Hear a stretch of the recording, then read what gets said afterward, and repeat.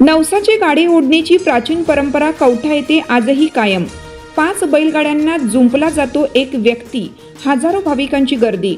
वसमत तालुक्यातील कवठा येथील प्राचीन आणि जागृत असे श्री माणकेश्वर देवस्थान असून या ठिकाणी श्री माणकेश्वराची भव्य यात्रा चैत्र शुद्ध एकादशीला प्रारंभ होत असून या यात्रेमध्ये प्राचीन अशी नवसाची गाडी ओढण्याची परंपरा असून ही परंपरा येथे आज रोजी सुद्धा कायम आहे।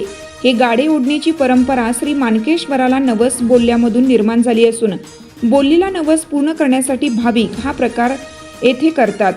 यासाठी 5 बैलगाड्या एकमेकांना बांधलेले असतात। या 5ही बैलगाड्यांमध्ये गावकरी, सुहासिनी स्त्रिया आणि लहान मुले बसलेली असून ज्या ठिकाणी बैल जुंपतात त्या ठिकाणी नवस पूर्ण करणाऱ्या व्यक्तीला जुंपले जाते। मदतीला अर्थातच काही भाविक असतात आणि मग या 5 बैलगाड्या ही व्यक्ती जवळपास 100 मीटर अंतरापर्यंत ओढत नेत असते।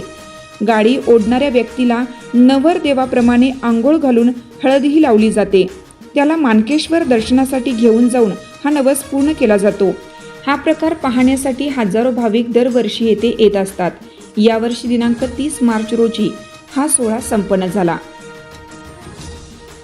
हिंगोली जिल्ह्यातील वसमत तालुक्यातील कवठा येथील प्रसिद्ध अशा श्री माणकेश्वर मंदिराची भव्य दिव्य यात्रा संपूर्ण पंचक्रोशीमध्ये प्रसिद्ध असून या यात्रेनिमित्त प्राचीन आणि पारंपरिक असा गाडे ओढण्याचा एक प्रकार असतो आणि तो प्रकार यावर्षी सुद्धा अत्यंत उत्साहात संपन्न झालेला आहे।